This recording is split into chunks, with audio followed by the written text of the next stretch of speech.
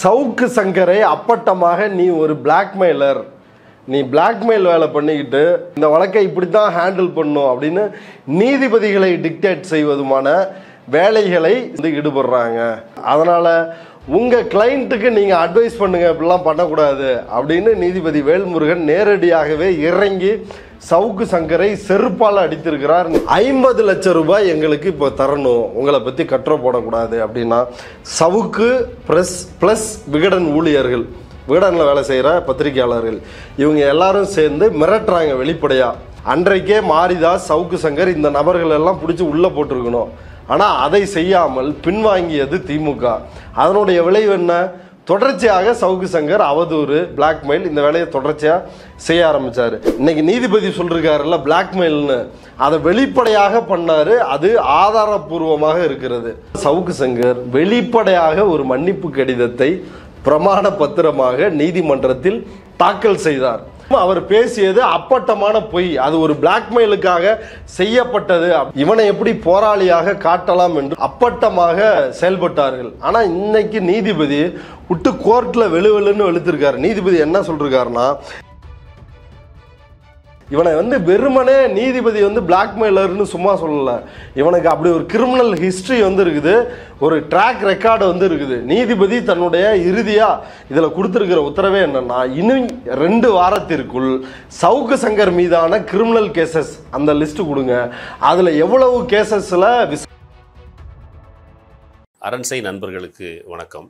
அரண்சை ஊடகம் சுயேட்சையாக இயங்குவதற்காகவே உருவாக்கப்பட்டது. நாம் செய்கிற வேலை உண்மையிலேயே மக்களுக்காக செய்கிறோம் என்பதை நீங்கள் நம்பினால், வாய்ப்பு இருந்தால் இந்த ரேசர் பே கியூஆர் கோடுக்குள்ளே நீங்கள் அதை ஸ்கேன் பண்ணி எங்களுக்கு உங்களால் இயன்றதை விருப்பம் இருந்தால் ஆதரவு தெரிவிக்கலாம். அரண்சை நேயர்களுக்கு வணக்கம். நான் மதநெறி விலகன். இன்று நமது சிறப்பு விருந்தினர் தோழர் கரிகாலன் அவர்கள். நிறைய விஷயங்கள் விவாதிக்க இருக்கிறோம், அவரை வரவேற்கலாம். வணக்கம் தோழர். வணக்கம்.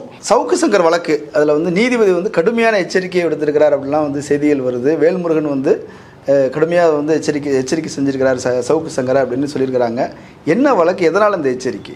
சவுக்கு சங்கரை அப்பட்டமாக நீ ஒரு பிளாக்மெயிலர், நீ பிளாக்மெயில் வேலை பண்ணிக்கிட்டு ஒரு வழக்கு ஆரம்ப கட்ட விசாரணையில் இருக்கும் பொழுது அந்த வழக்கை இப்படித்தான் விசாரிக்க வேண்டும் அப்படின்னு போலீஸுக்கு டிக்டேட் பண்ணுறதும், இன்னொரு புறம் நீதிபதிகளுக்கு இந்த வழக்கை இப்படி தான் ஹேண்டில் பண்ணும் அப்படின்னு நீதிபதிகளை டிக்டேட் செய்வதுமான வேலைகளை சில பிளாக்மெயில் ஜேர்னலிஸ்ட் ஈடுபடுறாங்க. அவங்க ஆர்டிகல் 19 கருத்து சுதந்திரம், பேச்சு சுதந்திரத்திற்கான உரிமையை தவறாக பயன்படுத்துகிறார்கள். அதனால் உங்கள் கிளைண்ட்டுக்கு நீங்கள் அட்வைஸ் பண்ணுங்கள், இப்படிலாம் பண்ணக்கூடாது அப்படின்னு நீதிபதி வேல்முருகன் நேரடியாகவே இறங்கி சவுக்கு சங்கரை செருப்பால் அடித்திருக்கிறார் நேற்று சென்னை ஹைகோர்ட்டில். நீதிபதி வேல்முருகன் அவர் ஒரு அதிரடியாக பல்வேறு வழக்குகளை ஹேண்டில் பண்ணுறவர். குறிப்பாக சமீபத்தில் அவர் ஹேண்டில் பண்ண வழக்கு எது அப்படின்னா, திருவள்ளூர் மாவட்டத்தில் அந்த தனுஷ் காதல் அவருடைய சம்பவம். அதில் ஏடிஜிபி ஜெயராமன் அவரே தன்னுடைய வாகனத்தை வழங்கி அந்த சம்பந்தப்பட்ட குடும்பத்தில் உள்ள அந்த தனுஷினுடைய தம்பியை கடத்துகின்ற வேளையில் அவருடைய காரை பயன்படுத்தினார்கள். இதில் கட்ட பஞ்சாயத்து செய்கின்ற வேலையை ஜெகன்மூர்த்தி எம்எல்ஏ புரட்சி பாரதம் அவர் ஈடுபட்டார் அப்படின்னு வெளிப்படையாக ஓப்பன் கோர்ட்டில் பேசி ஏடிஜிபி ஜெயராமனை கைது செய்யுங்க அப்படின்னு ஒரு உத்தரவிட்டார். அது மட்டும் இல்லாமல் பூவை ஜெகன்மூர்த்தி, நீங்கள் என்ன கட்ட பஞ்சாயத்து பண்ணுறதுக்கு தான் மக்கள் உங்களை தேர்வு செய்தார்களா அப்படின்னு நீங்கள் கூட அரண்சையில் அதை ஒட்டி பேசியிருந்தீங்க. அப்படி கடுமையான பல்வேறு கேள்விகளை எழுப்புகின்ற ஒரு நீதிபதி தான் நீதிபதி வேல்முருகன். அவர்கிட்ட தான் நம்ம சவுக்கு சங்கர் ஒரு ரிட் பெட்டிஷன் போட்டிருக்கிறாரு. அந்த ரிட் பெட்டிஷனை விசாரிக்கும் பொழுது நீதிபதி காட்டமான பல்வேறு கேள்விகளை எழுப்பி சவுக்கு சங்கருக்கு தரமான பதிலடியை நீதிமன்ற விவாதத்தின் பொழுது அவர் கொடுத்திருக்காரு. அப்படி அந்த வகையில் நீதிபதி வேல்முருகன் அவர் முன்னிலையில் ஒரு வழக்கு விசாரணைக்கு வருது. அதாவது சவுக்கு சங்கர் போட்ட ரிட் பெட்டிஷன். அந்த ரிட் பெட்டிஷன் என்ன அப்படின்னா, ரொம்ப சுவாரஸ்யமான ரிட் பெட்டிஷன். எப்படி அவர் யூடியூப்ல உட்காந்து இந்த பிரச்சனைக்கு இந்த ஏடிஜிபி டேவிட்சன் தேவாசீர்வாதம் தான் காரணம், இந்த பிரச்சனைக்கு கமிஷனர் அருண் தான் காரணம், டேவிட்சன் தேவாசீர்வாதம் ஏடிஜிபி அவர் குறித்தும் கமிஷனர் அருண் குறித்தும் தொடர்ச்சியாக சவுக்கு சங்கர் பல்வேறு பிரச்சனை, அவர் வீட்டு குழாயில் தண்ணி வரலாம் கூட அதுக்கு காரணம் வந்து சென்னை கிரேட்டர் சென்னையினுடைய போலீஸாக கமிஷனராக இருக்கக்கூடிய அருண் தான் காரணம் அப்படின்னு பேசக்கூடிய நபர் தான் சவுக்கு சங்கர். அவருடைய சேனலில் வீடியோக்களை பார்க்குறவங்களுக்கு இது அப்பட்டமாக தெரியும். இப்போ அந்த வகையில் தான் இந்த ரிட் பெட்டிஷனையும் சென்னை உயர்நீதிமன்றத்தில் சவுக்கு சங்கர் தாக்கல் செஞ்சிருக்கிறாரு.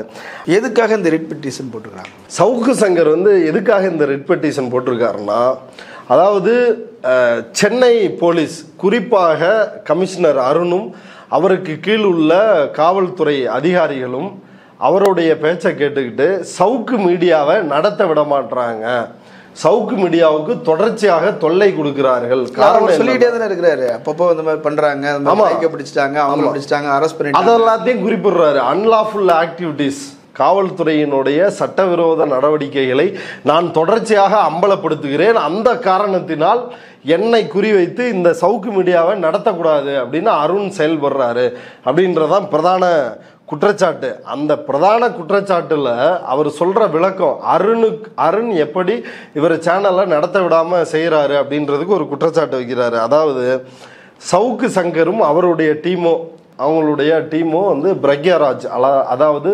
உத்தரப்பிரதேசத்தினுடைய அலகாபாத், அது இன்றைக்கு பிரக்யாராஜ் அப்படின்னு வந்து அதனுடைய பெயர் வந்து மாற்றப்பட்டிருக்கிறது. அங்கே கும்பமேளா வந்து நடக்குது. அந்த கும்பமேளாவிற்காக சவுக்கு மீடியாவிலிருந்து நாங்கள் எல்லாரும் ஒரு டீமாக ஒரு காரில் செய்தி சேகரிப்பதற்காக நாங்கள் சென்ற பொழுது தெலுங்கானாவில் உள்ள ராமயாம்பேட் அப்படின்ற பேட்டை அப்படின்ற பகுதியை சார்ந்த காவலர்கள் 20 பேர் வந்து எங்கள் வாகனத்தை மறித்து எங்களை காவல் நிலையத்திற்கு அழைத்து சென்று 2 மணி நேரம் அங்கேயே வந்து இருக்க வச்சு விசாரணை நடத்தினார்கள். இறுதியாக பொல்யூஷன் சர்டிஃபிகேட் வந்து காருக்கு இல்லை அப்படின்னு சொல்லி 1000 ரூபாய் ஃபைன் போட்டாங்க. அப்போ இதற்கு காரணம் அருண் தான் காரணம், கமிஷனர் தான் அருண் ஐபிஎஸ் தான் காரணம் அப்படின்றதான் சவுக்கு சங்கர் குற்றச்சாட்டு. இந்த சம்பவம் நடந்த உடனே ஹோம் செக்ரட்டரிக்கு வந்து இமெயில் அனுப்புனாராம், எந்த நடவடிக்கையும் இல்லையா. அதற்கு பிறகு வந்து டிஜிபி சங்கர் ஜிவால் இருக்கார்ல, அவருக்கு ஒரு புகார் வந்து அனுப்புனாராம், இதே மாதிரியான ஒரு புகார், இவரை இயங்க விடாமல் செய்கிறாங்க அப்படின்னு ஒரு புகாரை அனுப்பினாராம். இந்த சம்பவம் பிரக்யாராஜுக்கு அவர் போக முயற்சி பண்ணி தெலுங்கானாவில் இந்த நடந்த சம்பவம் 1000 ரூபா ஃபைனு அப்படின்றது பிப்ரவரி 8ஆம் தேதி இந்த ஆண்டு வந்து நடைபெறுகிறது. அதற்கு பிறகு மே மாதம் இன்னொரு புகார், எங்கள் கம்பெனியில் வேலை செய்கிறவங்களோட பைக்கெல்லாம் போலீஸ் வந்து பிடுங்கி வச்சுக்கிறாங்க அப்படின்னு இன்னொரு புகாரை கொடுக்குறார். அதற்கு பிறகு மே 23ஆம் தேதி தான் இவர்கிட்ட சங்கர் ஜிவால் அவர்கிட்ட வந்து புகார் கொடுக்கிறார் சவுக்கு சங்கர். இப்போ இதில் எதன் மீதும் நடவடிக்கை இல்லை அப்படின்றதுனால தான்.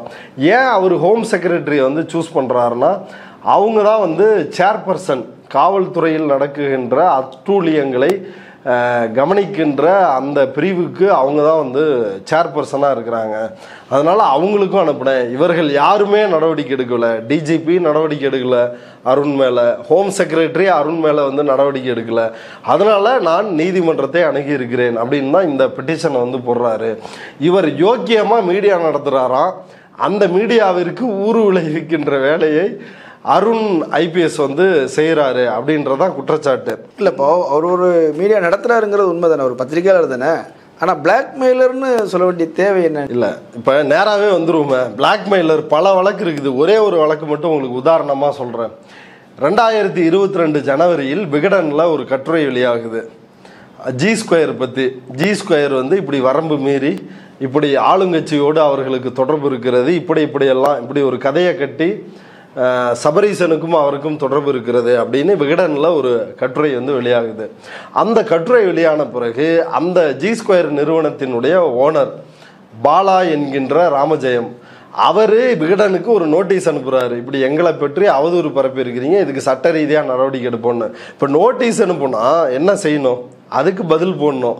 இது வந்து சட்டவிரோதமாக இல்லை, இது அவதூறு இல்லை, இது உண்மையானது தான், நாங்கள் இந்த ஆதாரங்களின் அடிப்படையில் போட்டிருக்கிறோம், இல்லை அல்லது அதை சொல்ல முடியலன்னா நேரடியாக நீங்கள் கோர்ட்டுக்கு போங்க, நாங்கள் வந்து ஃபேஸ் பண்ண தயாராக இருக்கிறோம் அப்படின்னு அதை சொல்லியிருக்கணும். அதை சொல்லாமல் அன்றைக்கு அபுதாகிர் அப்படின்ற விகடனில் இருந்த ஜூனியர் விகடனில் வேலை செய்து கொண்டிருந்த அந்த நபர் உள்ளிட்ட ஒரு 3-4 பேர் விகடன் சீனிவாசனுடைய ஆதரவின் பேரில், விகடனோட ஓனரோட ஆதரவின் பேரில் 50 லட்சம் ரூபாய் எங்களுக்கு இப்போ தரணும், உங்களை பற்றி கட்டுரை போடக்கூடாது அப்படின்னா சவுக்கு ப்ளஸ் விகடன் ஊழியர்கள், விகடனில் வேலை செய்கிற பத்திரிகையாளர்கள், இவங்க எல்லாரும் சேர்ந்து மிரட்டுறாங்க வெளிப்படையாக.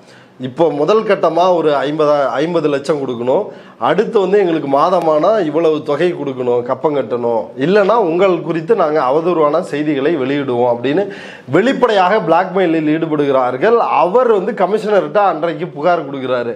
அன்றைக்கு கமிஷனராக இருந்த சங்கர் ஜிவால் இவர்கள் மேலே எல்லாத்தையும் எஃப்ஐஆர் போடுறாரு. அந்த விகடன் ஜேர்னலிஸ்ட் உட்பட, சவுக்கு சங்கர் உட்பட இவர்கள் மீது எஃப்ஐஆர் பதிவு செய்கிறார். அதற்கு எதிராகத்தான் இந்த ஊடக புரோக்கர்கள், இந்த புரோக்கர் கும்பல், கிரிமினல் கும்பல், இந்த கும்பல்லாம் சேர்ந்து ஒரு போராட்டத்தை ஆர்கனைஸ் பண்ணி கவர்மெண்ட்டுக்கு மிக கடுமையான ஒரு அழுத்தத்தை வந்து கொடுக்குறாங்க. கொடுத்து அந்த வழக்கில் நடவடிக்கை எடுக்காமல் அதை வந்து செய்கிறாங்க. விகடன் மாதிரி ஒரு பெரிய நிறுவனமே ஈடுபடும் பொழுது இந்த நடவடிக்கையில் திமுக பின்வாங்கி விட்டது. உண்மை அதுதான். உண்மையில சொல்லணும்னா அன்றைக்கே மாரிதாஸ், சவுக்கு சங்கர் இந்த நபர்கள் எல்லாம் பிடிச்சி உள்ளே போட்டிருக்கணும். ஆனால் அதை செய்யாமல் பின்வாங்கியது திமுக. அதனுடைய விளைவு என்ன?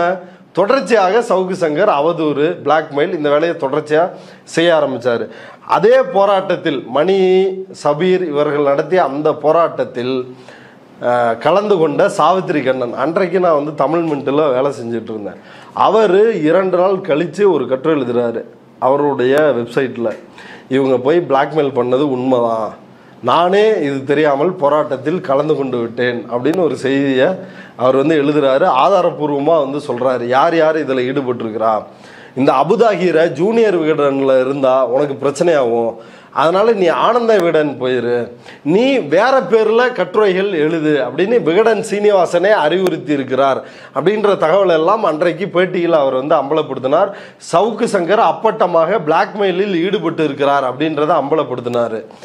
அதே சாவித்திரி கண்ணனை ஸ்ரீமதி வழக்கில் அவர் வந்து காவல்துறை கைது செய்து அநியாயமா. அப்படி கைது செய்யும்போது இவனெல்லாம் பிடிச்சிட்டு போங்க, 4 மிதிங்க, அப்போதான் வந்து இவெல்லாம் வந்து அடங்குவான் அப்படின்னு போட்ட நபர் தான் இந்த சவுக்கு சங்கர். இன்னைக்கு வந்து பத்திரிகை சுதந்திரம் இல்லை, பேச்சு சுதந்திரம் இல்லை, சவுக்கு மீடியாவை நடத்த முடியல அப்படின்னு சொல்கிற சவுக்கு சங்கர் இன்னொரு பத்திரிகையாளருக்கு அவர் சொன்னது என்னன்னா 4 மிதிங்க, அப்போதான் வந்து இவர்கள் எல்லாம் செய்தி வெளியிடாமல் இருப்பார்கள் அப்படின்னு பேசிய அதிகார வர்க்கத்தின் போலீஸின் ஒரு கைக்கூலி தான் சவுக்கு சங்கர். இன்னைக்கு நீதிபதி சொல்லிருக்காருல்ல பிளாக்மெயில்னு, அதை வெளிப்படையாக பண்ணாரு. அது ஆதாரபூர்வமாக இருக்கிறது. அப்போ இவர் நீங்கள் கேட்ட கேள்விக்கு நேரடியான பதில் இதுதான். இதில் இன்னும் ஒரு அப்டேட்டை வந்து சொல்லணும் அப்படின்னா, G2 குறித்து ஆதாரமற்ற தகவல்களை நீங்கள் பேசக்கூடாது அப்படின்னு சென்னை உயர்நீதிமன்ற நீதிபதி ஜெயச்சந்திரன் நினைக்கிறேன் அவர் வந்து உத்தரவிடுகிறார். அதை மீறி ஆதன்லையும் ரெட்பிக்ஸ்லையும் சவுக்கு சங்கர் அது குறித்து பேசுகிறாரு. பேசுனது உண்மையான தகவலாக ஆதாரபூர்வமாக இருந்திருந்தால் நீதிமன்றம் எதுவும் சொல்லாது. இப்போ கண்டெம்ட் ஆஃப் கோர்ட் ஆகுது. நீதிமன்றத்தில் இவர் வந்து பதில் சொல்லணும், நீ இதுக்கு பதில் சொல்லு, நீ எப்படி வந்து இப்படி செயல்படலாம் அப்படின்னு நீதிமன்றம் கண்டனம் தெரிவிக்குது. அப்போ சவுக்கு சங்கர் வெளிப்படையாக ஒரு மன்னிப்பு கடிதத்தை பிரமாண பத்திரமாக நீதிமன்றத்தில் தாக்கல் செய்தார். அப்போ நீதிமன்றத்தில் ஒரு மன்னிப்பு கடிதத்தை பிரமாண பத்திரமாக தாக்கல் செய்கிறார்னா, இப்போ அவர் ஆதன் தமிழ் யூடியூப் சேனல்லையும் ரெட்பிக்ஸ் யூடியூப் சேனல்லையும் G2 சேனல் குறித்தும் பாலா குறித்தும், G2 ஓனர் ராமஜெயம், பாலா என்கின்ற ராமஜெயம், இவர் குறித்தும் அவர் பேசியது அப்பட்டமான பொய், அது ஒரு பிளாக்மெயிலுக்காக செய்யப்பட்டது அப்படின்றதுக்கான ஆதாரம் வெளிப்படை அப்பட்டமா தெரியுது. நீதிமன்றத்தில் போய் நீ ஏன் மன்னிப்பு கேட்குற, நீ தானே யோக்கிய, G2 வந்து சபரீசனோட தொடர்பில் இருக்குது, சிஎம்மோட தொடர்பில் இருக்குது அப்படின்னு சொன்னால் நீ ஆதாரத்தை கொடுக்கணும்ல.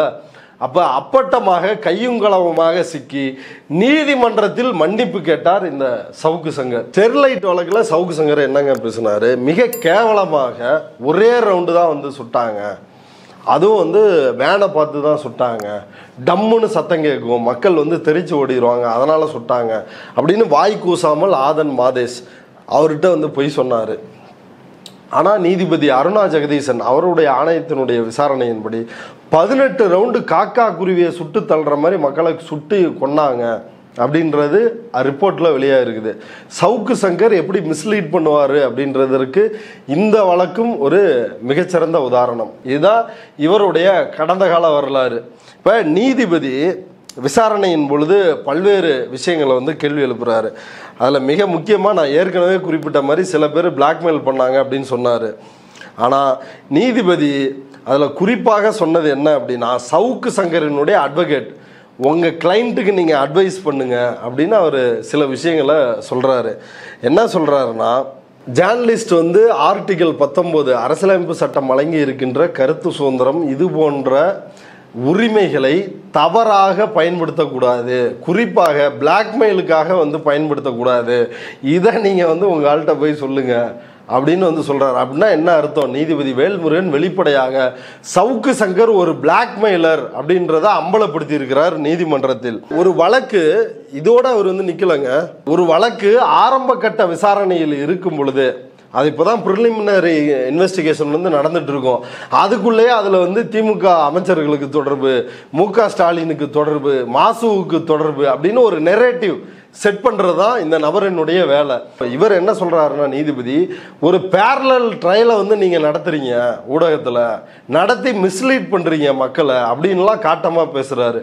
அப்போ இது பொருந்துதா இல்லையா? 2Gயில் ஆராசா தான் குற்றவாளின்னு நீ பேசுன, கட்டுரை எழுதுன. ஆனால் நீதிமன்றம் ஓபி சைனி சிபிஐ சிறப்பு நீதிமன்றம் 6 மாசமா காலையில் 10 மணியிலிருந்து சாயங்காலம் 5 மணி வரைக்கும் கதவை திறந்து காத்திருந்தேன், யாருமே வந்து 2G ஊழல் அப்படின்றத நிரூபிக்கல அப்படின்றத வெளிப்படையாக அறிவித்து கனிமொழி, ஆராசா இவர்களை குற்றமற்றவர்கள் அப்படின்னு நீதிமன்றம் விடுதலை செய்தது.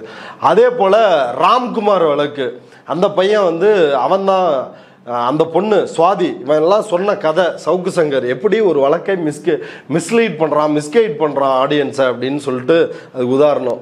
அதாவது அங்கே நுங்கம்பாக்கம் ரயில்வே ஸ்டேஷனில் கேமராவே கிடையாது. அந்த பிரச்சனைக்கு பிறகுதான் எல்லா ரயில்வே ஸ்டேஷன்லேயும் கேமரா வைக்கிறாங்க. ஆனால் சவுக்கு சங்கர் என்ன சொல்கிறான்னா, இந்த பொண்ணு பின்னாடியே, சுவாதி பின்னாடியே ராம்குமார் சுற்றிக்கிட்டு இருந்ததாகவும், போலீஸ் பக்கம் நிற்கிறாரு, அவர் போலீஸினுடைய கைக்கூலி அப்படின்றதுக்கு இதை விட, அதாவது இவர் என்ன சொல்கிறாருன்னா, அப்படிதான் ஜெயிலில் இருக்கிற கைதிகள் எல்லாம் பீடி கேட்பானுங்க, சிகரெட் கேட்பானுங்க, அது தரலன்னா கழுத்து எடுத்துக்கோன்னு சொல்லுவானுங்க. அப்படி தான் ராம்குமார் வந்து கழுத்து எடுத்துக்கிட்டான், அதுக்கு பிறகு வந்து ஒயரை கடிச்சு இறந்துட்டான் அப்படின்னாங்க. ஆனால் மாநில மனித உரிமைகள் ஆணையம் அதில் விசாரணை நடக்குது. வழக்கறிஞர் ராம்ராஜ் இந்த வழக்கை அங்கே கொண்டு போகிறாரு. அதில் பிரேத பரிசோதனை செய்த டாக்டர்கள் அவர்களை குறுக்கு விசாரணை செய்யும் பொழுது, அவர் ஒயரை கடிச்சு தான், மின்சார ஒயரை கடிச்சு இறந்தாருன்னு சொன்னாங்கல்ல, அந்த ஒயரில் மின்சாரமே பாயல அப்படின்னு குறுக்கு விசாரணையில் அவங்களே சொல்லிட்டாங்க. அப்போ இப்படி இருக்கிறப்ப உனக்கு எப்படி தெரியும் இவர் ஒயரை கடிச்சு செத்தாருன்னு எப்படி தெரியும்? பீடிக்காக கழுத்து தகவல் தானே அது, போலீஸ் அதான் அதிகார வர்க்கத்தின் ஏவல் நாயாக, கூலிப்படையாக இந்த நபர் செயல்படுகிறார் அப்படின்றது மிகச்சிறந்த உதாரணம். ஆத்தூரில் விவசாயிகள், அந்த தேவேந்திர குல வேளாளர் சமூகத்தை சார்ந்த 2 ஏழை விவசாயிகள், அவங்கள்ட்ட 6 ஏக்கர் நிலம் வந்து இருக்குது. சவுக்கு சங்கரால் அதை ஏற்றுக்க முடியல. 6 ஏக்கர் நிலம் எப்படி தலித் விவசாயிகிட்ட வர முடியும்? ஏழை விவசாயின்றீங்க, எப்படி 6 ஏக்கர் நிலம் இருக்க முடியும்? அவன்லாம் வந்து திமுகவோட பினாமியா இருப்பான். எவ்வளவு பெரிய அயோக்கியன்னு யோசிச்சு பாருங்க. அமைச்சர்களுடைய பினாமியா இருக்கு, பினாமி. அந்த அளவிற்கு பண்ணி ஈடி அவர்களை அந்த நிலத்தை 6 ஏக்கரையும் பிடுங்கி பாஜக மாவட்ட செயலாளர் கொடுப்பதற்காக வேலை செய்தது. அந்த வழக்கில் என்னாச்சு? அதை அம்பலப்படுத்தி நம்ம எல்லாருமே பேசணும். அதற்கு பிறகு அந்த வழக்கையே ஈடி வந்து கைவிட்டுச்சு. இப்போ சவுக்கு சங்கர் சொன்னது உண்மை, திமுக அமைச்சர் இதன் பின்னணியில் இருக்கிறார்னா ஈடி ஏன் சும்மா இருந்துச்சு? ஈடி அந்த வழக்கை தொடர்ந்து நடத்தி இருக்கணும்ல. அப்போ சவுக்கு சங்கர் மிஸ்லீட் பண்ணுறாரு, மக்களை மிஸ்கைட் பண்ணுறாரு. ஒரு வழக்கு பிரிலிமினரி ஆரம்ப கட்ட விசாரணையில் இருக்கும் பொழுது அந்த வழக்கை திசை திருப்புவதும் தன்னுடைய அஜெண்டாவிற்கு, இவர் அதிமுக கிட்ட காசு வாங்கியிருப்பாரு, பாஜக கிட்ட காசு வாங்கியிருப்பாரு, அந்த அஜெண்டாவுக்கு ஏற்ற மாதிரி இந்த வழக்கை, ஸ்ரீமதி வழக்கில் யாருங்க கேட்டா அந்த பொண்ணு லவ் பண்ணுச்சா இல்லையான்னு அதை சொல்ல வேண்டிய தேவை எங்கேருந்து வந்துச்சு?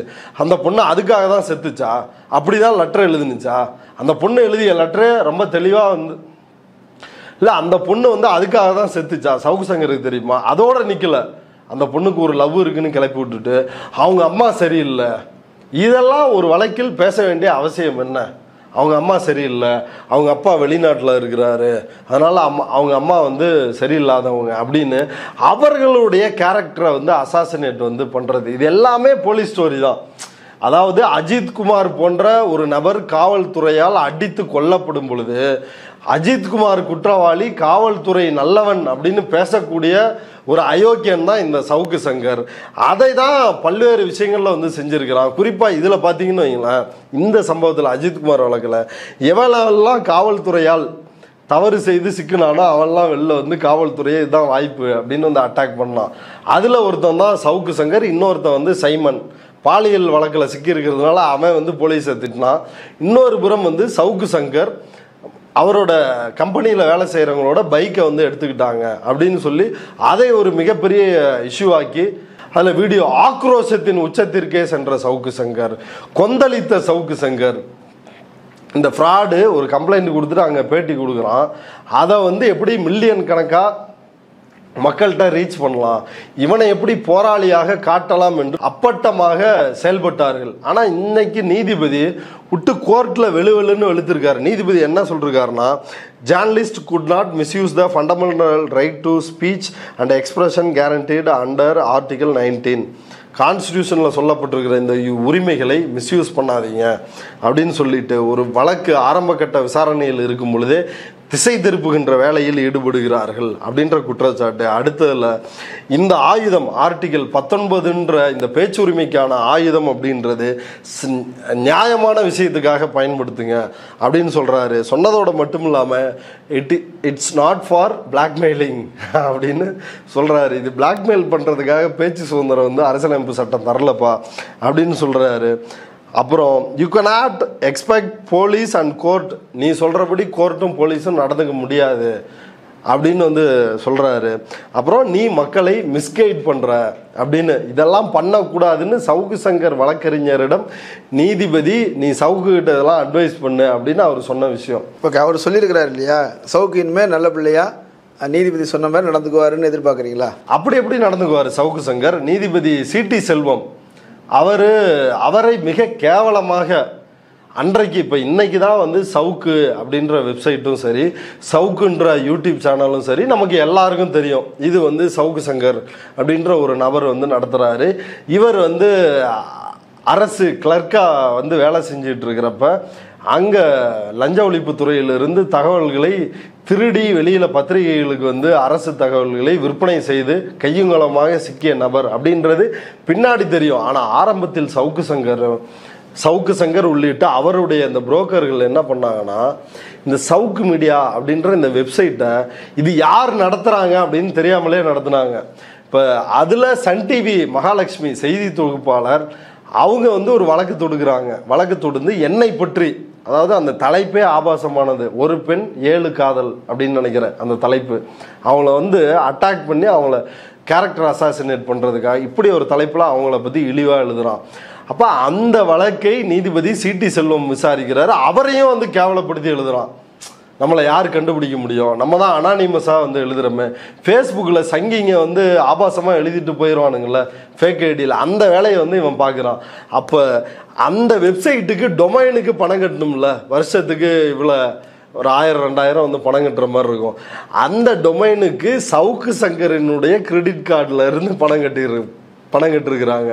இப்போ அதை வந்து ஃபைண்ட் அவுட் பண்ணுறாங்க. அதை எந்த கம்பெனி வந்து ஃபைண்ட் அவுட் பண்ணுதுன்னா, சைபர் செக்யூரிட்டிஸ், நேஷ்னல் சைபர் செக்யூரிட்டிஸ்னு அன்னைக்கு ஒரு மிகப்பெரிய விளம்பர போர்டு வச்சு ஒரு அரசு நிறுவனம் போல வெளியில் தோற்றத்தை ஏற்படுத்திய அமர் பிரசாத் ரெட்டி மலமாடு அவங்கள்ட்ட கொடுக்குறாங்க. அவன் வந்து இது வந்து ஃபேக், இவர் தான் வந்து இதை செய்கிறாரு, சவுக்கு சங்கர் தான் செய்கிறாரு அப்படின்றத அன்றைக்கே அம்பலப்படுத்துகிறாரு. அதற்கு பிறகு பிஜேபிக்கும் சவுக்கு சங்கருக்கும், அண்ணாமலைக்கும் சவுக்கு சங்கருக்கும் ஒரு ராசியான பிறகு அந்த வழக்கில் மலமாடு வந்து இல்லை உறுதியாக வந்து இவர் தானான்னு எங்களுக்கு தெரியாது அப்படின்னு ஆமாம் அந்தர் பல்ட்டி வந்து அடிக்கிறாரு. இவனை வந்து வெறுமனே நீதிபதி வந்து பிளாக்மெயிலர்னு சும்மா சொல்லலை. இவனுக்கு அப்படி ஒரு கிரிமினல் ஹிஸ்ட்ரி வந்து இருக்குது, ஒரு ட்ராக் ரெக்கார்டு வந்து இருக்குது. நீதிபதி தன்னுடைய இறுதியாக இதில் கொடுத்துருக்கிற உத்தரவே என்னன்னா, இன்னும் 2 வாரத்திற்குள் சவுக்கு சங்கர் மீதான கிரிமினல் கேசஸ் அந்த லிஸ்ட்டு கொடுங்க, அதில் எவ்வளவு கேசஸில் விசாரணையை முடித்திருக்கிறீர்கள் அந்த ரிப்போர்ட்டையும் கொடுங்க அப்படின்னு ஹோம் செக்ரட்டரி, டிஜிபி ப்ளஸ் வந்து கமிஷனர் அருண் 3 பேருக்கும் உத்தரவிட்டிருக்கிறார் நீதிபதி. அப்போ சவுக்கு சங்கர் எப்படி ஆரம்பத்தில் இருந்த எல்லா வழக்குலையும், எங்க நாட்டுக்கே தெரியும் ஜாபர் சாதி கேஸு, இவர் வந்து திமுக நிர்வாகி, அவர் வந்து போதைப் பொருள் கடத்துகிறார், வெளிநாட்டில் இந்த பிஸ்னஸ் பண்ணுறாரு, கிருத்திகா உதயநிதிக்கு தொடர்பு இருக்கிறது, உதயநிதி ஸ்டாலினுக்கு தொடர்பு இருக்கிறது, ஏன் சிஎம்முக்கே தொடர்பு இருக்கிறது, இப்படிலாம் வந்து பேசுனா. இப்படிலாம் இருந்தால் ஒன்றிய அரசு சும்மா விடுமா? அவங்க வந்து எப்படா வந்து திமுக வந்து பிடிக்கலாம், மாட்ட வைக்கலாம் அப்படின்னு அவங்க காத்து கிடக்குறாங்க. ஜாபர் சாதிக்கு மேலேயே இன்னும் கேஸ் ஃபைல் பண்ணல. ஆமா, அதுதான். ஆனா அதே ஜாபர் சாதிக்க கைது பண்ணாங்கல்ல நார்காட்டிக்ஸ் பியூரோ, அவங்க டெல்லியில் உள்ள சிறப்பு நீதிமன்றம், இந்த வழக்குகளை விசாரிக்கிற நீதிமன்றம், அவர் மீதான குற்றச்சாட்டுகள் எதுவும் நிரூபிக்கப்படவில்லை, அதற்கான எந்த முகாந்திரமும் இல்லை அப்படின்னு சொல்லி அவருக்கு ஜாமீன் கொடுத்துருக்கு. அமலாக்கத்துறை கண்ட்ரோல்ல தான் இருக்கிறாரு, நார்காட்டிக் பியூரோ கண்ட்ரோல் இல்ல. ஆமா, அப்ப நீதிமன்றமே ஜாஃபர் சாதிக்கு நீங்க வெளில விட்டுருக்குது, குற்றச்சாட்டை நிரூபிக்கலையே. நார்காட்டிக்ஸ் பியூரோ, போதைப் பொருள் தடுப்பு பிரிவு ஒன்றிய அரசு கையில் இருக்குது, அவங்க நிரூபிச்சிருக்கலாமே. இவர் திமுக நிர்வாகிகள் இவங்க எல்லாரும் சிஎம் வரைக்கும் உதயநிதி ஸ்டாலின், கிருத்திகா ஸ்டாலின் இவங்க எல்லாம் சேர்ந்து தான் போதைப் பொருளை வெளிநாட்டுக்கு கடத்துறாங்க, இப்படி தானே சவுக்கு பேசினாரு. ஏன் நீதிமன்றத்தில் அது வந்து நிற்கல? இவர்கிட்ட ஆதாரம் இல்லாமல் பேசியிருப்பாரா? ஆனால் ஆதாரம் இல்லாமல் தான் பேசியிருக்கிறாரு. இருந்திருந்தால் அந்த ஆதாரத்தை போய் நீதிமன்றத்தில் கொடுத்து உதயநிதி ஸ்டாலின், கிருத்திகா ஸ்டாலின் எல்லாரையும் பிடிச்சி உள்ளே போட்டு ஒரு மிகப்பெரிய சம்பவத்தை பண்ணி சஸ்பெண்டட் கிளார்க்குடா அப்படின்னு வந்து ஒரு பேரை வாங்கியிருக்கலாம்ல. ஏன் அதை வந்து செய்யலை? இந்த வழக்கில் மட்டுமா? எல்லா வழக்குலையுமேங்க. இப்போ டாஸ்மாகில் 1000 கோடி ஊழல், ஆகாஷுக்கு தொடர்பு, இவருக்கு தொடர்பு, அவருக்கு தொடர்புன்னாரு. நீதிமன்றம் ஹைகோர்ட்டில் என்னாச்சு? ஆகாஷ் வீடை வந்து ஏன் சீல் பண்ணீங்க, ஆகாஷுக்கு இதில் என்ன தொடர்பு இருக்குது அப்படின்னு நீதிமன்றம் கேள்வி கேட்டுச்சா? முகாந்திரமே இல்லையான்னு கேட்டுச்சு. அப்போ சவுக்கு சங்கரனுடைய யோகிதை என்ன? இவன் வந்து ஈடியினுடைய வழக்கறிஞராக இருக்கக்கூடிய அந்த நபரும், விகடனின் வழக்கறிஞராக இருக்கக்கூடிய அந்த நபரும், சவுக்கு சங்கரின் வழக்கறிஞராக இருக்கக்கூடிய அந்த நபரும் வேறு யாரும் கிடையாது, ஒரே நபர் தான். அந்த நபரோட பேரை சொல்ல விரும்பல. அந்த நபர் தான் இந்த 3 பேருக்குமே வழக்கறிஞர். ஏன் சவுக்கு சங்கர் ஈடிக்கும் ஒரு அடியாளாக வேலை செய்கிறார் அப்படின்றத இந்த தொடர்புகளின் மூலமாகத்தான் நாம் புரிந்து கொள்ள வேண்டியது இருக்குது. எல்லா வழக்கிலையுமே நீங்கள் சவுக்கு சங்கர் இதுவரைக்கும் பேசுனா அத்தனை கேஸையுமே நீங்கள் வந்து எடுத்துங்க, பெரும்பாலான கேஸு அதில் எல்லாமே பொய்யான நெரேட்டிவ். இப்போ அவர் ஒட்டு கேட்ட வழக்கு இப்போ அப்பீலில் இருக்குது. அந்த வழக்கு விசாரணைக்கே வராமல் பார்த்துக்கிற வேலையை தனக்கு இருக்கின்ற அதிகார வர்க்க தொடர்பு, காவல்துறை, நீதிமன்றம், இதில் இருக்கின்ற தொடர்புகள் மூலமாக அந்த கேஸ் கட்ட ஒழிச்சு வச்சிருக்கான் திருட்டு பையன். அதை திமுக அரசு தான் கண்டுபிடிச்சு கிட்டத்தட்ட வந்து ஒரு 7-8 ஆண்டுகளுக்கு பிறகு அதை அப்பீல் பண்ணிருக்கிறாங்க ஹைகோர்ட்டில். இப்போ அதை விசாரிப்பாங்க. இவன் வந்து அரசு ஆவணங்களை திருடி பத்திரிகைகளுக்கு விற்றது, இவனுடைய புரோக்கர் நண்பர்களுக்கு வந்து விற்றது, அந்த வழக்கு வந்து இருக்குது. அப்போ இதை எல்லாத்தையும் தான் அவர் வந்து லிஸ்ட் பண்ண சொல்லிருக்கிறாரு நீதிபதி. அப்படி லிஸ்ட் பண்ணாங்கன்னா ஏற்கனவே ஜெகன்மூர்த்தி, ஏடிஜிபி ஜெயராமன் இவரெல்லாம் வந்து நீதிபதி காட்டமாக கடுமையாக அம்பலப்படுத்தி பேசியிருந்தார். அந்த வகையில் சவுக்கு சங்கருக்கும் அது போல நடக்கும் அப்படின்றதான் ஒரு எதிர்பார்ப்பாக இருக்குது. அப்படி நடக்குமா அப்படின்றத பொறுத்திருந்து தான் பார்க்கணும். ஏன்னா நீதிபதி வேல்முருகன் அவரோட அப்ரோச்ன்றது எதுவாக இருந்தாலும் உடச்சி பேசக்கூடியவர். இதில் என்ன மாதிரி நடவடிக்கை எடுப்பார் அப்படின்றத பொறுத்திருந்து தான் பார்க்கணும். நிறையா நாமளும் பொறுத்திருந்து பார்ப்போம். இதோடைய தொடர்ச்சியை அடுத்து பார்க்கலாம். நிறைய தகவல்களை சொல்லியிருக்கிறீங்க, மிகவும் பயனுள்ளதாக இருந்தது. கலந்து கொண்டு கருத்துக்களை பகிர்ந்தமைக்கு நன்றி. நன்றி. நேரிலே மற்றொரு விருந்தினோடு மீண்டும் சந்திக்கலாம். நன்றி.